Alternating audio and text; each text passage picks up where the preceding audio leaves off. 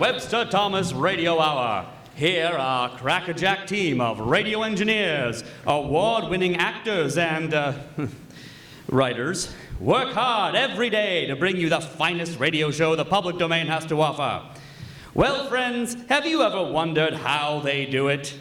No. Have you ever wondered what goes on behind the scenes of your favorite radio program? Not really. Or your second favorite radio program? Or this radio program? Definitely not. Well, we're here today to give you a glimpse of the glamorous life of a radio station. First, let's meet our actors. First up is Emmett Wall, who is a new actor in our company. How you doing, Emmett? I'm doing great. Thanks for asking. I have so many questions for you that I think the audience will also like to know the answers to. Starting off, what is your emotional journey when it comes to playing a character? Well, I tap into all my experiences at the Royal Shakespeare Company, West End, Broadway, and the Honeyway Falls Community Theater, and all the very special people that have shaped my career. But most of all, I try to get under the character's skin, really try to see things from their perspective. Wonderful. I'm always so intrigued by the journey of an actor and how they step into a role. I see that another one of our new actors is here with you. Yes, hi, I'm Catherine Mcgaugh. Miss Mcgaugh here is starring in an upcoming movie that you will hear a trailer for in just a little bit. I won't spoil it just yet. All of you will just have to wait in suspense. I hear it's very good. Now, Miss Mcgaugh, similar question to the one I asked Wall. What shade of lipstick are you wearing? I'm wearing a lovely shade of ask me about my emotional journey like you asked Emmett. Oh, well, we are unfortunately running out of time, so our final actor, Nate Mcgaugh. Mr. Mcgaugh has been a part of our show for quite some time now. He plays a fan-favorite character, Rodney, in The Adventures of Professor Z and his best pal, Rodney. Can you say the line at the end of the theme song for those in the audience, please? And I'm his best pal, Rodney. Wonderful, just wonderful. What would you say is your favorite role you play in our program? Well, for those of you who don't know, the role of Rodney was written specifically for me to play, so I feel a connection to him automatically because of that fact. And it's been such an honor to be in a show that has created a fan base, except every time I see people who are fans of the show and they ask for an autograph and I have to have a conversation with them, they're always so surprised about who I am in person, and I can't seem to figure out why. Well, I have to say, Mr. Mcgaugh, well, actually, I don't know what I was going to say. How about we give a round of applause for the actors, huh? Wrong side, wrong side. There we go. Let's move on to the back of our radio room. Now, have any of you ever wondered how we make all the sound effects heard in our program? No. They're made by our team of Foley artists. Foley artists use a variety of household items such as broken glass, heavy boots, and rubber chicken. No rubber chickens this year? Oh, well. They use these items to provide our show with realistic sounds. Let's chat with our stage manager and Foley art coordinator, who's been with us for years, immersing our audience in a world of auditory atmosphere. How did you get into Foley art? I see. And what's your favorite show that you do here on the program? No. I like that one too. It's going to be even more exciting since Cary Grant and Priscilla Lane join the cast for the next few episodes, huh? Now, final question. Who has had the most influence on your art? Well, we all appreciate Harpo. It's been just swell talking with you today. Keep up the good work. Let's give a round of applause to the Foley artist with the correct sign this time.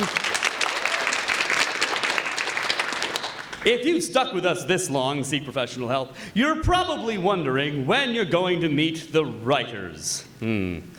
Well, we've been wondering the same. Here we have the writer's room, where our writers spend up to and including 5 minutes a week to create amazing hours of entertainment. I can hear their typewriters clacking away now as new ideas are formed from coffee-fueled mental breakdowns. Golly, did someone say coffee? Everyone meet our third intern this month, since the other two left for personal reasons. Give a round of applause for Jerry. Oh boy, hey, I'm Jerry. Jerry, I'm afraid no one ordered coffee. No one ever asks for coffee when we're on air. You're also not supposed to enter the studio when we're on air. Geez, I keep forgetting to check the on-air sign before I enter. We know. That's why we made a sign over there that says, Jerry, please do not enter when the sign says on air. Oh, I'm sorry, everyone. Am I fired? Ordinarily, yes, but we can't afford to lose another intern this month. I'll just go set this on the table and leave. Fantastic. Now, where were we? Ah, yes, the writer's room. Let's take a look. No one's here. But wait, what's that sound? Why, it's a monkey on a typewriter. Let's look at what they've written. Well, it's pretty good, but is it better than what our writers can do? Well, would you look at the time? Next up is a quick commercial break before we move on to our next script.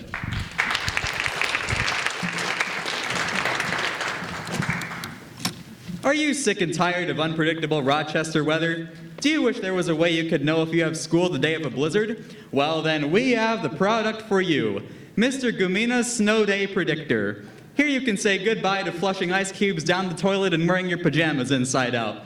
With Mr. Gumina's Snow Day Predictor, all you have to do is put a brightly colored flag in your lawn, and if you can't see the flag because of all the snow, then you have a snow day, folks. With 99% accuracy, this product is guaranteed. This product is not guaranteed. To let you know if you get to miss a day of school, so you can postpone doing that science project until tomorrow. Buy it today for $4.99. Thank you. And now it's time to move on to our next show, Murder Mystery. Our first show of the second act is Murder Mystery, which is quite different than the previous shows you've just heard on the Webster Thomas Radio Hour, but hopefully just as entertaining. We head over to Detective Riley, who is on a train at midnight. I had never seen a case quite like it. Perhaps it was because I wasn't expecting anything to happen.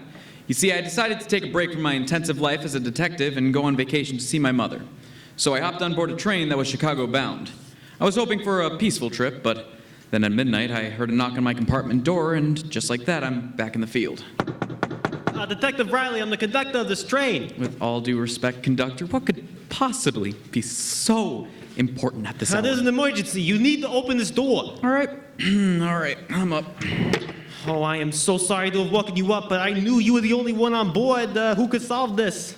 But I'm off duty at the moment. Plus, we're in Pennsylvania. Let the feds handle this. None of them are smart enough, trust me.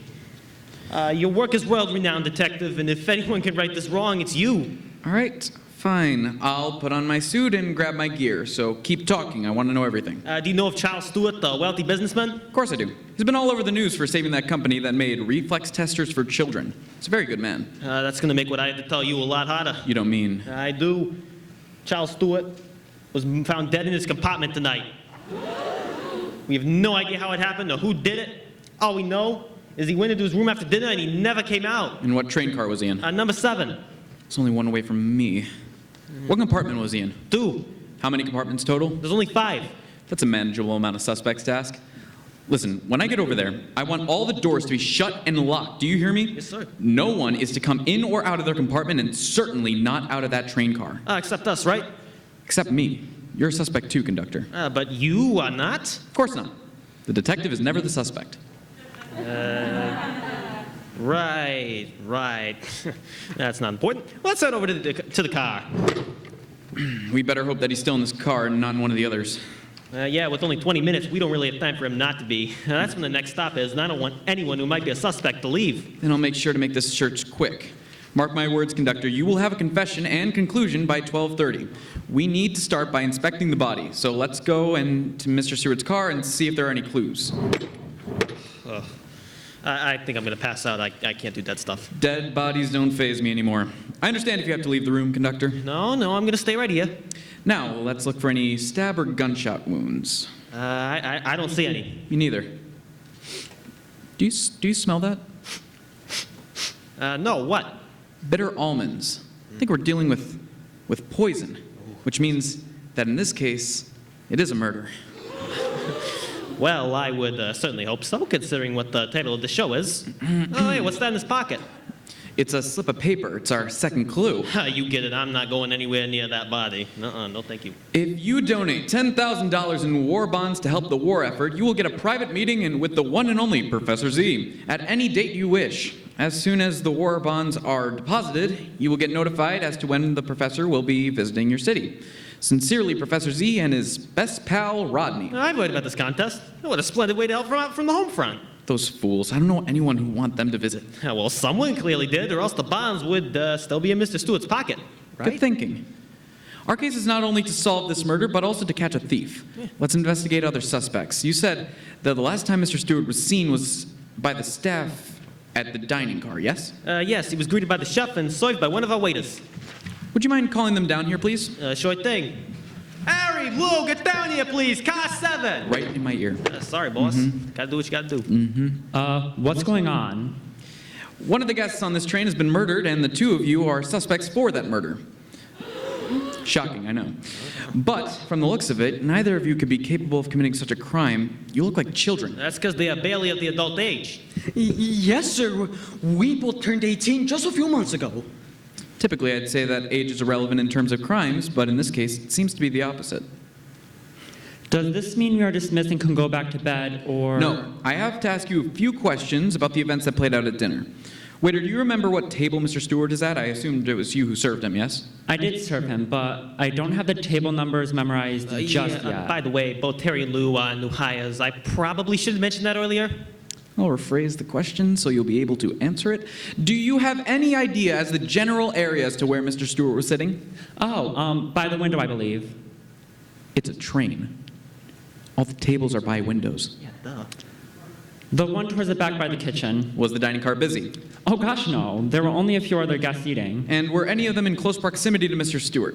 There was a girl about my age in the table in front of him. Anything particularly peculiar about her? She was writing in a notebook. When I glanced over her shoulder, I saw that she was drawing little dots on different sets of lines. Oh, that sounds like a diagram of how to kill someone. Just the opposite. It's staff paper. The girl's a musician.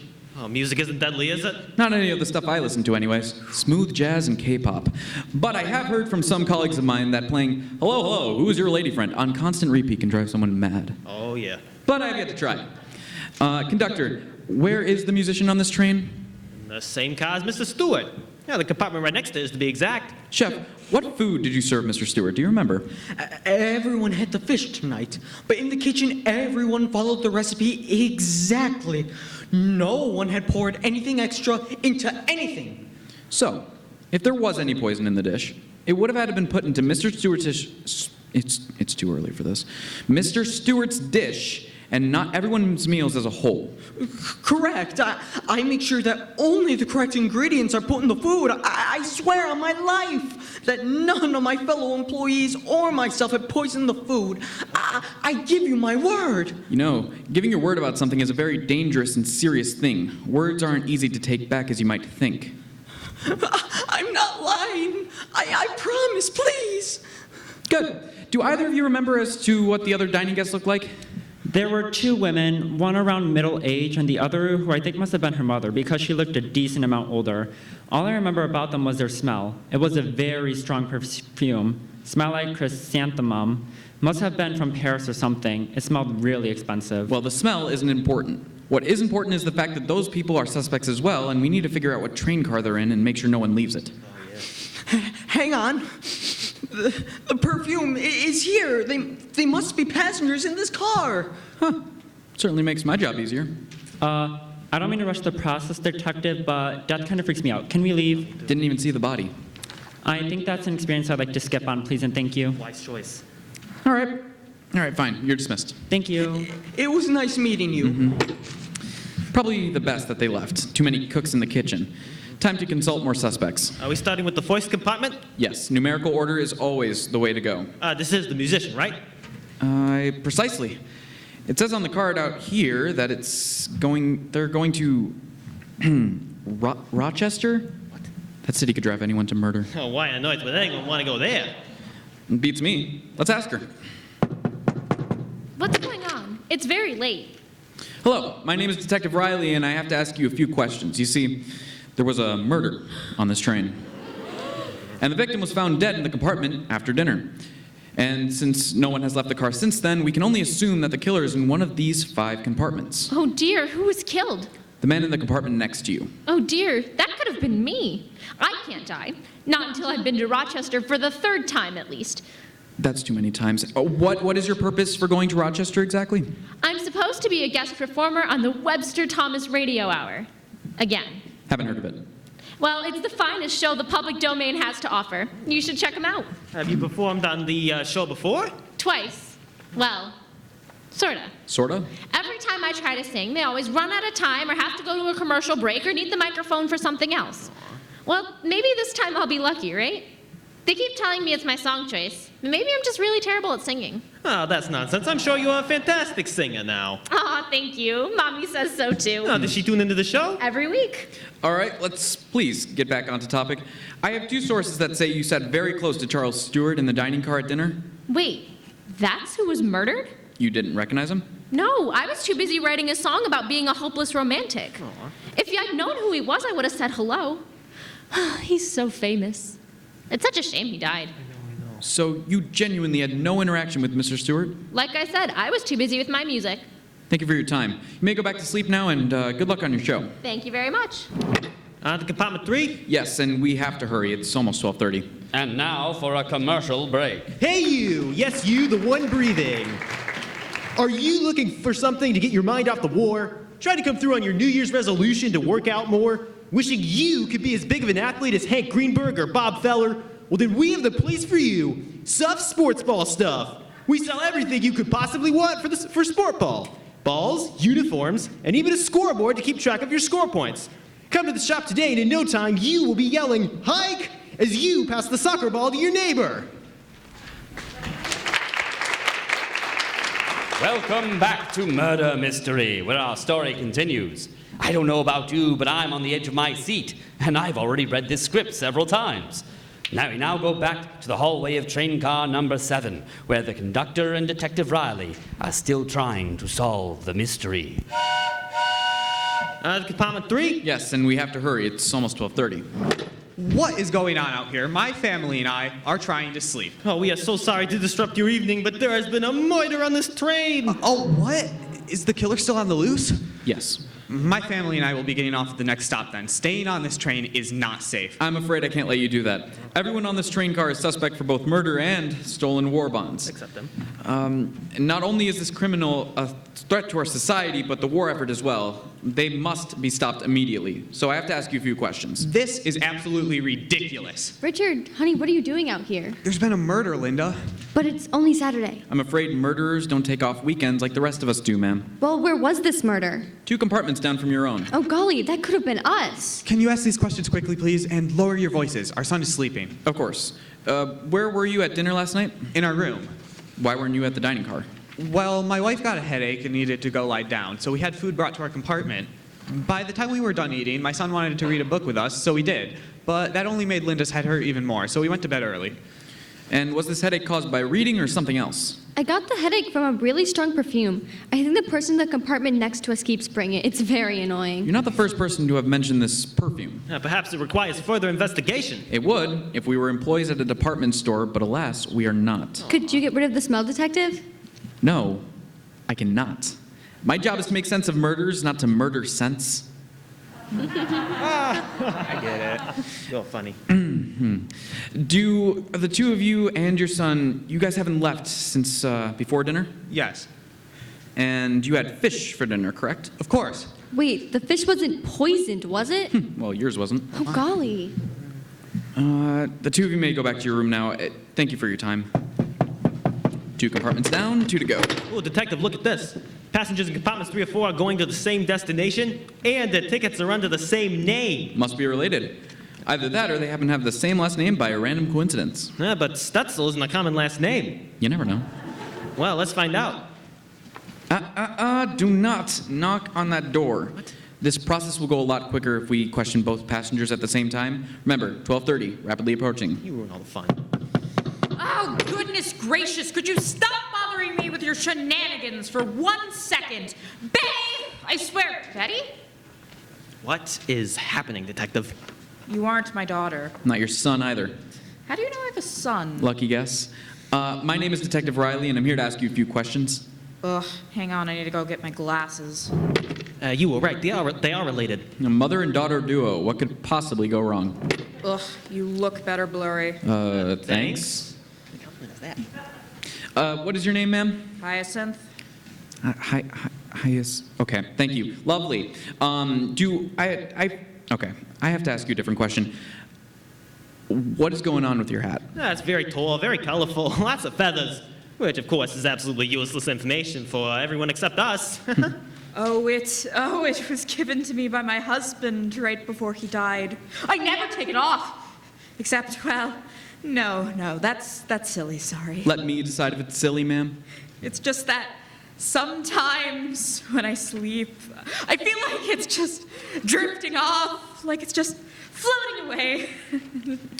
Alrighty, well, I'm afraid I can't deal with floating hats. That's the wrong department. But I can tell you that it's most likely just a dream you're having. Probably some psychological trauma. Nothing to be worried about. My daughter Betty sometimes takes off my hat in these dreams. And every time I just open my eyes and she says, "Shh, Mother, it's just a dream." So you believe it's a dream? Of course I do. She told me so.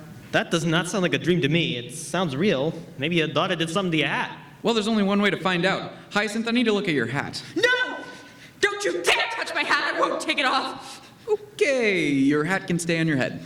Why are you here anyway? A man has been murdered and war bonds have been stolen. You and your daughter are suspects. Which reminds me, she is still in your room, correct? It appears she is. She didn't come out when we knocked. Ugh, she's probably sleeping. You know those 40-year-olds always tired. Well, you don't, Detective. You're too young. I'm sorry? But you definitely know what I'm talking about, Conductor. Thanks? Anyway, Hyacinth, you mentioned earlier about Betty bothering you with some shenanigans. What exactly does she do? Ugh, she's taken a recent interest in perfume. Aha, the perfume. It was ours. Oh, yeah, she buys a ton of it from stores, has a whole shelf full of them. She sometimes even makes her own. Ma, what's going on out here? There's been a murder. And a robbery. And a robbery. Jeepers, Ma, that's a lot to happen on Saturday. We understand that both of you were in the dining car with the victim when he was last seen alive. Is this true? Well, if you're asking if there was a man eating at the same time as us, then yes. Did you get close to this man? Perhaps slip, I don't know, poison into his drink, his food? Well, of course not. We're dignified women. Are you meaning to imply we are not dignified women, Detective? I am not saying anything of the sort. It just seems odd that all three people in the dining hall, besides Mr. Stewart, of course, denied the murder. Would anyone ever admit to a murder, though? I suppose they wouldn't. Who was the third person in the dining car? A musician. I bet they did it. I wouldn't trust anyone who could read music. I don't trust anyone to begin with. Not even us? We just met. How can we be sure that you aren't the murderer? Yeah! No, I thought the same thing at first, but the facts don't add up. Detective Riley could not have committed this crime. In He fact, was in the dining car all today, right? I didn't even leave my compartment in car 6 this whole day. Yeah, it couldn't have been him. Then how are we sure it wasn't you, Conductor? Yeah! Because I'm an honest, decent person who has absolutely no reason to kill anyone or steal $10,000 in war bonds just to see some fraud professor. Oh, Professor Z, so dreamy. Am I right, Ma? Ugh, I guess. Before you knocked on my door, I was reading his book. Oh, the one I bought you for your birthday? That's the one, Ma. I didn't know you started reading it. Do you like it? Do I ever? It's even better than the first. He's so smart, I can't stand it. You seem borderline obsessed with Professor Z, Betty. No, I barely know the guy. But you'd love to have a chance to meet him, wouldn't you? But you need war bonds to do that. Aha! I knew you were the one who stole the war bonds and murdered Mr. Stewart. You've fallen right into my trap. And you've fallen into mine. Huh? I don't know about you, but I smell something fishy. Oh, no, not the perfume bottle! We'll be right back to the show after this commercial break. Do you like nature, exercising, supporting local businesses? Then you should check out Mrs. Abby's Bike Shop. You can buy bikes, helmets, and all the gear you want for a good deal.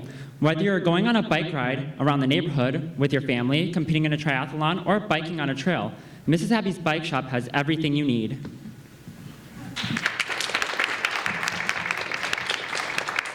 We now come back after the commercial to the exciting conclusion of Murder Mystery. No! Not the perfume bottle! Yes, the perfume bottle. If you don't let me keep the bombs, I'll spray this poison just like I did to Mr. Stewart. Don't you understand?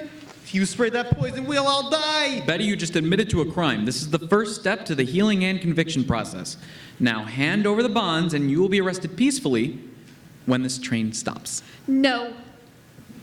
I'm sorry, no? You have to obey the law. Now hand over the bonds this instant. I won't. You'll never find where they're hidden. Yeah, they have to be somewhere in this train car. Well, neither of you have pockets, so they can't be on you. I'll search the rooms. No?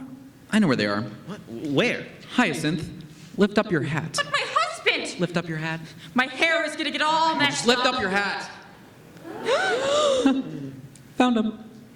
That's right. I committed the crime. I stole the bombs. I murdered Charles Stewart. Oh, Betty, I'm so disappointed in you. Killing and robbing someone is low, even for you. Betty, you're going to jail. Do I have to? Betty, listen to Detective Riley now. I don't want to hear any more whining.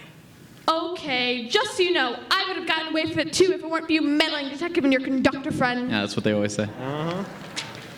So, Detective, what happens to the war bonds now? They'll go back to Mr. Stewart's next of kin. They should know he was a patriot, helping our young men fight overseas. And we should all do the same. But as far as the meet and greet ticket goes with Professor Z, I have no idea. Perhaps my mother would like to meet him. I'll ask her when we get to Chicago. What did I say before about the volume? You just woke up my son. My sincerest of apologies, but we just solved the crime. Was it Perfume Girl? Yes. See, Richard, I told you it would be her. Yeah. I'm glad the three of you decided to join us. Now, I do have one last question. Ask me. I haven't been asked any questions yet. And you must be Richard and Linda's son? I'm James. Now, James, are you a fan of Professor Z? Yeah, I love that show. I listen to it all the time. James, how would you like the chance to meet Professor Z? I guess so. You guess so? You just said you love Professor Z. Well, kinda. Rodney is really my favorite. Rodney's my favorite too. Well, you can meet him as well. That's swell. And James, what do you say to Detective Riley? Thank you, Detective Riley. Anytime. Yet another successful case solved by Detective Riley. We hope you enjoyed Murder Mystery. Stay tuned for more exciting shorts coming up. And our final story of the night, Francis Fisher, Ghost Hunter. Coming this summer to a theater near you, it's The Very Obvious Vampire. Allow me to introduce myself. I am Alucard. Hey, isn't that just Dracula spelled backwards? No, who are you? The copyright police? The laughs are monstrous, Hey, somebody took a bite out of my neck. It wasn't me. with more howls than you can shake a shiver at. Welcome to Motel Transylvania, similar to but legally distinct from Hotel Transylvania. Because the doors are all outside. No, because copyright lawyers are the real monsters. Starring Theo Guth as Alucard. I am lord over all. Your shores are mine. You're in Denver, my lord. There are no shores. Catherine Mcgaugh as Lucy. He comes out at night, never sleeps, he's antisocial, and profits from human misery. Do you think that guy's a comedy writer? No! Will the townspeople find the vampire among them? Will the forces of darkness rule the earth? Will Alucard finally find love? Alucard, you've stolen my heart. Not yet. This summer from Titan Studios, it's The Very Obvious Vampire. Always look on the bite side of life. Ha ha ha ha.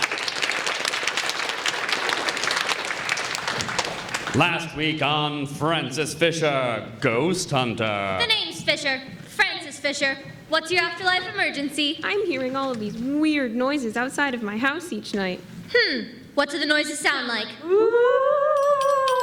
Well, this isn't the first strange thing in the neighborhood. I'm glad you called. Ha! There you go. All back to normal. Thank you, Francis Fisher. Thank you. Well, you know what I always say. Call Francis Fisher, and the paranormal goes back to normal. This is the Francis Fisher theme song. The Francis Fisher theme song. She doesn't bust ghosts, she hunts them. We arrive at the Egon estate for our story today, where Daniel and Mary Egon and their two teenage daughters, Sheila and Sarah, are moving into their new house. here we are. This place smells weird. I forgot about the smell of this place. Hasn't changed a bit. That's not good, is it? Down to the paintings on the walls, this house is exactly the same. Henry and Salome were very consistent people. Why are we moving here anyway? Well, your Aunt Sue Ann and Uncle Russell didn't want it, and I was third in line on Salome and Henry's will, so we got the house. Wait a second, did I ever tell you the tale of Old Man Joe? No. Ooh, gather around and I'll tell you. Another one of your stories. My great Aunt Salome and great Uncle Henry lived in this house about 30 years ago, and then died in this very room. Ew, that's gross. I used to visit this house in the summer. It's been in the family for generations. Legend has it, he had a large fortune. Did he inherit it from one of his relatives? No, he fought off a tapir at the zoo, tamed it, and then started a tapir farm and made millions off of it. He made even more after he sold the farm, which, ironically, was right before he bought the farm. Where is it? He didn't trust banks, so he hid all of the money himself. But here's the thing. Salome and Henry never found the fortune. In fact, Henry drove himself insane after spending decades looking for it. Yes, your father and I just learned about it a month ago. Apparently, he hid the money in this very house. Whoa! And all we have to do is tear apart the entire house and find it. Renovations! I am so excited. Dad, what are we going to do if we find it? Well, I could use it to redecorate the house. This place is so outdated it makes me sick. Now, honey, I thought we agreed to take that money and put it towards me starting my own record store. You don't even listen to records. Well, with a store, I'd have an excuse to. Could I put that money towards getting a college education? Sheila, darling, it's too early to think about that. You're only a senior. Besides, it's impractical. But, Mom, all my classmates are applying to college. That's crazy talk. There are much better things for us to spend a fortune on. Wait, Sheila, Sarah, I just got a fantastic idea. How about we take the money and use it to send you to finishing school in Paris? You can learn how to be proper young ladies. I'd like that very much. Oh, great, Mom. But all this talk is worthless until we find the fortune. I say we move these boxes upstairs and start demolition after dinner. Ow! This stupid grandfather clock. Ooh. Ooh. Ooh. Salome! Why are you talking like that? Because we're gold. Well, knock it off. It's bad enough that I've been sleeping for 30 years, and the first thing I hear when I wake up should have been birds or music. But no, it had to be your voice. Why did we wake up in the first place? The clock. Oh, that means someone... It means someone's moved in. Oh, yeah, right. Oh, I hope it's niece Sue Ann. She's always so delightful. Or our nephew Russell. He's the sweetest. Remember when he was little and he would come over and read his school books to Either us? of them would be wonderful to live in our new house. Any of our nieces and nephews would be, as long as it's not Daniel. Oh my goodness, don't even get me started on Daniel. Oh, if he moves in, I swear I'll... You'll what? I don't even know what I'll do. I'm so angry just thinking about it. Hey, Mom, I got the last box from the kitchen. Bring it in. That's a mother and a daughter. Oh, well, they must have married into the family, or else we wouldn't have woken up. Oh, maybe little Russell got married. Mary, kids, it's time to start dinner. Hang on, I feel a little chilly for some reason. It's really chilly up here for some reason. Did one of you open the windows? Where are you? I'm on the staircase. Ah, holy mother of... This clock is so inconveniently placed on the corner of the landing on the staircase. It's so annoying. Daniel! The next day at the Egon estate, where the family is working on renovations. Dad, can I please swing the sledgehammer next? I want to destroy that wall. Goodness gracious, no. I think your father should be the only one to do the demolition. We don't want you to get hurt. Hit that wall, Daniel. Maybe the money's behind it. I'm not going to get hurt. Sheila, it's better for you just to let your father take this one. Hand me the hammer, Sheila. Fine. To the start of our new life. Henry, did you see what they did to our beautiful wall? That Daniel, I tell you, he doesn't know how important this house was to us. Either that or he knows and he doesn't care. As long as they don't destroy Joe's clock. I would hate to have his dying wish broken. Remember what he said to us? You bet I do. Oh, can you do your impression of Old Man Joe? I was about to, honey. Henry, Salome, I don't care what happens to my house. I never liked this house. I don't care what happens to my hydrangeas. I forgot about his passion for gardening? I don't even care what happens to the remaining tapirs at the zoo, although if I were young enough and healthy enough, I would fight off each and every one of them for old time's sake. But that's besides the point. All I'm asking for both of you is to make sure that my clock is safe and sound. We must protect the clock at all costs. Even if he never told us why? Even if he never told us why. We now go upstairs in the Egon estate to the bathroom where Sheila and Sarah are working. Hey, Sheila. Hey, you aren't going to use that sledgehammer, are you? I won't tell if you don't tell. Why are you breaking up the floor anyway? I was actually hoping to find a secret compartment. Maybe the money is hidden in there, you know? Why do you think it's under the floor? The tile is ugly. Did you find anything yet? No, I really want that money, Sarah. I want to go to college to become a writer. I want to write plays, movies, and radio shows. Radio shows? Silly, Sheila. Radio shows don't have writers. Sure they do, like Haley Warren, Catherine and Nate Mcgaugh, Jenna Dow, Bryn Smith, Ryan But Boyer. finishing school in Paris would better prepare us for the future. So you're telling me that you haven't even thought about going to college? Haven't you ever dreamed about what it would be like to continue your education past high school? I thought senior year of high school is as good as it gets. Oh, Sarah, you make me want to try even harder. Do what you want with your life, Sheila. It's not mine. Oh, I intend to. My beautiful tile floors! I know, my love, I know. It's too dramatic, I can't watch. At least it's not. The clock, I know. Girls, I'm coming up to see your bathroom. This stupid. Why, I've had it. First thing tomorrow morning, I'm calling someone to remove this clock. No! You don't think they'll actually get rid of it, do you? We can't risk it. What should we do to stop him? Well, there's supposed to be a specialist for this kind of thing. Oh, you don't mean? Oh, yes. I think it's time to call Helen. I forgot her number. Oh, that's okay. I remembered it from that video we saw at orientation. 06 06 06. Why, that's a dreadful number. Tell me about it. Hello, this is Helen Humphrey speaking. Hunter or hunted? I'm sorry, did you just say hunted or wanted? Whatever. I'm so used to asking that question, I completely forgot that my business has changed ever so slightly since my untimely death that was indirectly caused by my menace to society of an ex-co-worker. But that's besides the point. What are your names? Henry and Salome. And what is your problem, Henry and Salome? Our nephew Daniel. Alive or dead? Alive. Okay, and what did this Daniel do? He and his wife and his kids moved into our old house. Is this the house that you are currently haunting? Is it a past haunt of yours? Well, technically, we aren't haunting anything at the moment. Ah, I see. You're retired. No, we haven't haunted anything ever. Well, there's a first time for everything, lovely. Location? The Egon estate. Gotcha. Hang tight. What just happened? I don't know. I guess she's not as reliable as her business card says she is. All right, I came here as fast as I could. Geez, you nearly scared us half to death. Good thing you're already dead then, huh? Oh, yeah. So, what's up with this Daniel fellow? Why is he in your house? We don't really know. He just moved in and then started to renovate everything. Ooh, like putting plants and cute pillows everywhere? No, like knocking down the walls. Oh, They that's even want to bad. get rid of that grandfather clock over there. And what's so special about the clock? We don't know exactly, but it's mentioned so much that it must be relevant, huh? It was my father's, and his dying wish was for us to save it. But Salome and I didn't get the chance to tell anyone there before we died, so no one else in our family is aware of its importance. Well, dying wishes are tricky to uphold sometimes, but this one seems manageable. What are you gonna do to Daniel and his family? Put a curse on them? Who kicked them out of the house? Kill them? Oh, no. That's what the old me would have done. And what? You cut your hair, you changed your wardrobe, and now you're a whole new person? Precisely. I found out that it's better to help out my fellow ghosts than it is to terrorize the humans they have a problem with. I'm sorry, Helen. I don't follow.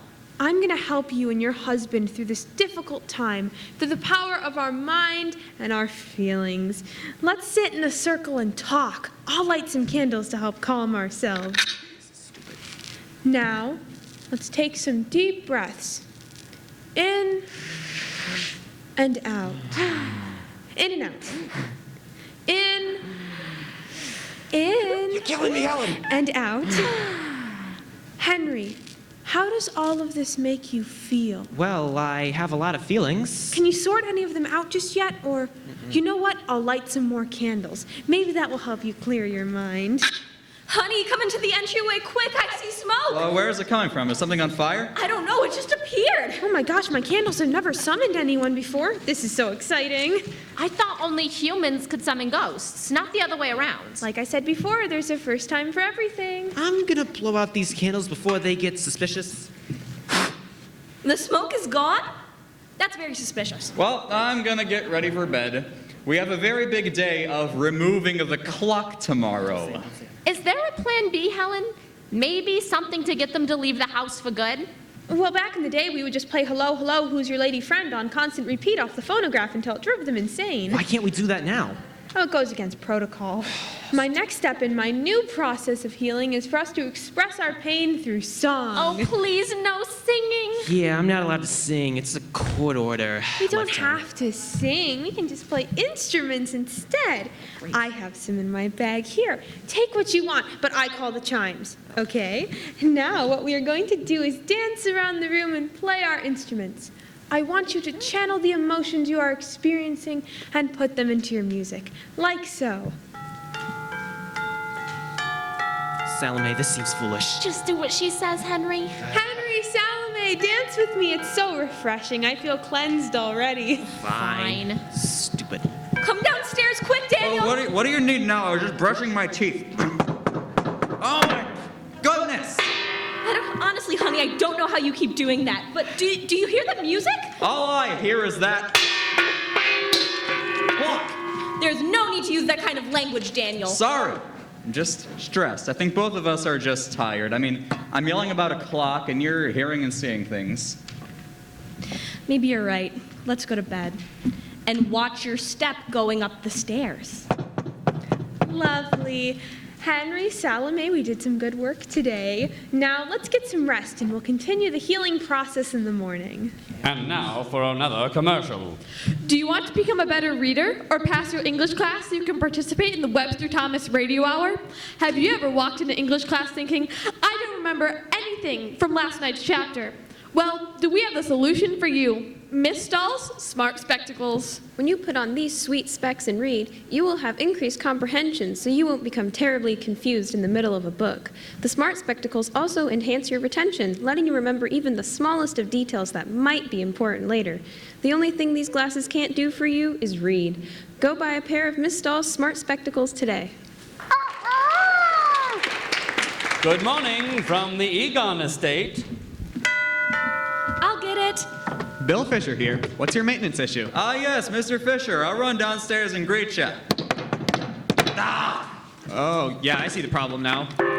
You do? Yeah, something's wrong with your husband. No. I called you here to fix the clock or remove it if you can't. Oh, okay. I'll go get my tools from my truck. Rise and shine, Henry and Salome. Good morning, Helen. What's the plan for today?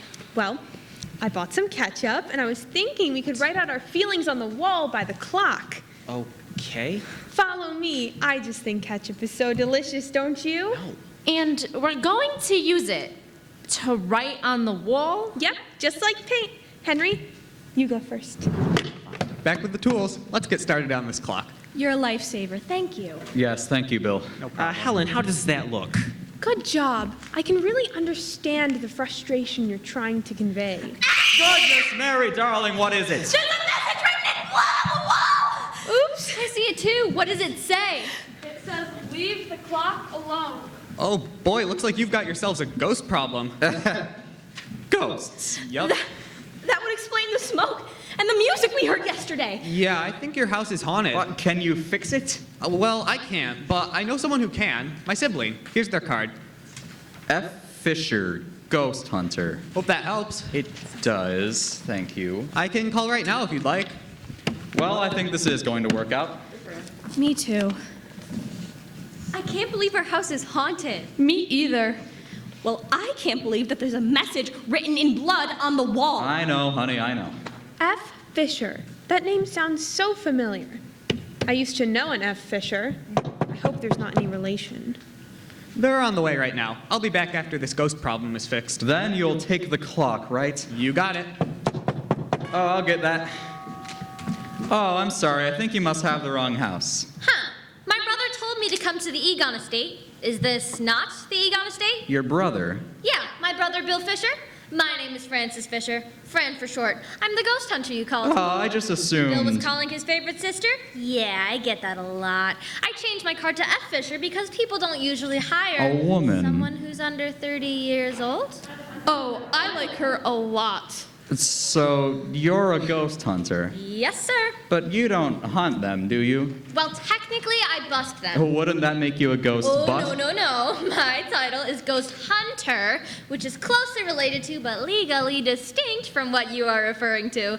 Copyright laws, you know? I mean, I guess. Well, let's get down to business, shall we? I see you have a message written on the wall over here. It's written in blood. Blood! Why did no one else find this crazy? Yeah, no, that's written in ketchup, which means that this was definitely written by a ghost because they don't exactly have access to any blood. They're clearly upset about the clock. Oh. My husband keeps running into the clock. Yeah, why would you move into a house with such an inconveniently placed clock anyway? There is supposed to be a large amount of money hidden somewhere in the house. We're trying to find it.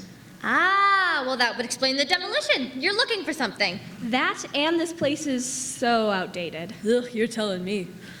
Well, why do you want this money so bad? Wait, don't answer that. The less I know, the better. I'll get out my tracking device to detect the ghost location in the house. I take it you know them? I think they might be my great-uncle Henry and great-aunt Salome. Let's find out. Beep, beep, beep, beep, beep, beep, beep, beep, beep, beep, beep. I have detected 2 ghosts. That would be Henry and Salome. Beep, beep, beep. Ooh, and a 3rd. Come again? My device has detected that there are 3 ghosts in this house. Are you sure no one else lived here? Yes. Maybe your aunt and uncle have company over. I can use my scanning device to see what they look like. Now, you can only see them with these glasses on, which I will be wearing first, and then I guess you can have a look. Uh-oh. Uh-oh? I know who the 3rd ghost is. Who is it? Oh, we used to work together. But then she died. Oh, I'm so sorry for the loss. Don't be. She deserved it. What was her name? Helen Humphrey. She's a human hunter. When she died, she instantly joined our company's rival. That's what stinks about this profession. When you die, you cross over to the other side. You can't help it. You have to sign a contract and everything. It's a whole process. Well, what are you going to do? I'm going to meet with them and try to work out some kind of deal so they stop bothering you. And maybe so that you stop bothering them. Don't worry, Egon family. Your afterlife emergency is under control. Later, Francis and Helen have set up a meeting together. Helen, who is that woman? Her name is Frances Fisher. I'm going to meet with her to see what she wants from us. Oh, that should be easy, right?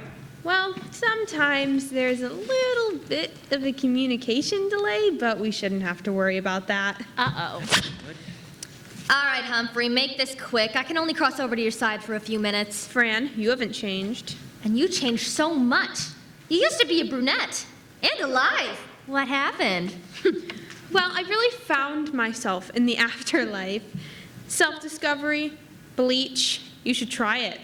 Oh, please, I know exactly who I am, Humphrey. But that's not why I'm here. My clients have a problem with your clients. Why is that? Well, let me ask them. Henry, Salome, why do you have a problem with them? We don't want them to destroy the clock. They don't want you to destroy the dock. Unbelievable.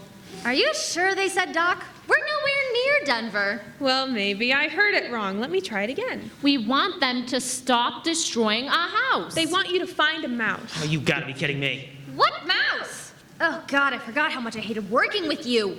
Henry, Salome, I think something might be getting lost in translation. Yeah, no here. kidding. I think we need to play her game, Henry. Helen, tell Francis that we'd like them to throw a dog a bone. They want you to leave the clock alone. Aha! Bingo! Yeah, that makes a lot more sense. See, I'll see what I can do. Okay, I found out what they want. Hey, Bill. Hey, Fran. You're not Bill. Yeah, no kidding. I was just about to remove this clock. No, Bill, don't do that.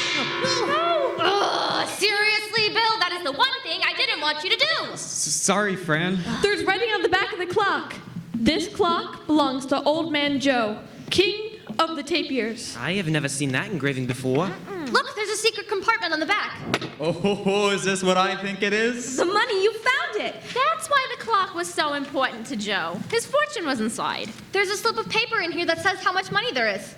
Here you go, Daniel. Is that the amount you thought it would be? Holy! $3,000. That's triple what we thought it would be. I can start my record store now. And I can renovate the house. And I can go to finishing school in Paris, and we'll still have money left over. Sheila, what do you want to put the money towards? Probably the finishing school, too. Atta girl. You don't sound very happy about that. Honestly, I want to go to college, but they don't want me to. I hope I'm not overstepping any boundaries here, but I think you should go.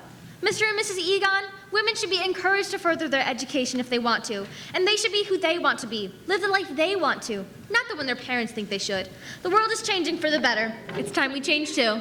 Mom, Dad, can I? Well, your grades are terrible, but we can afford it now. Thank you. We still have a decent amount of money left. What should we spend it on? How about you put it towards something Henry and Salome would like?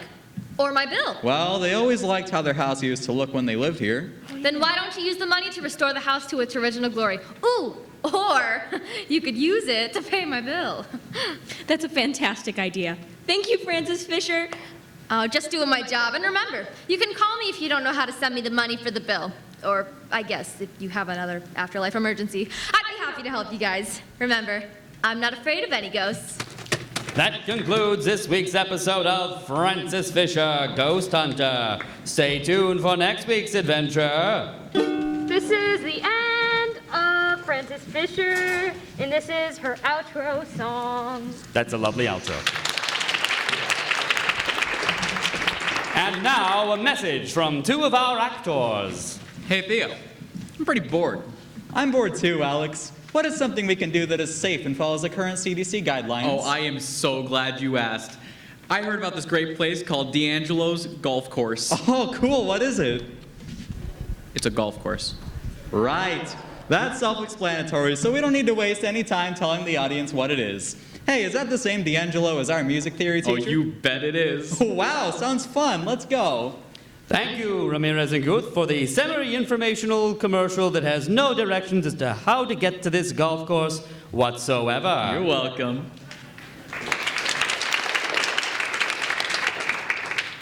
Our final performance for the evening is our guest musician, again.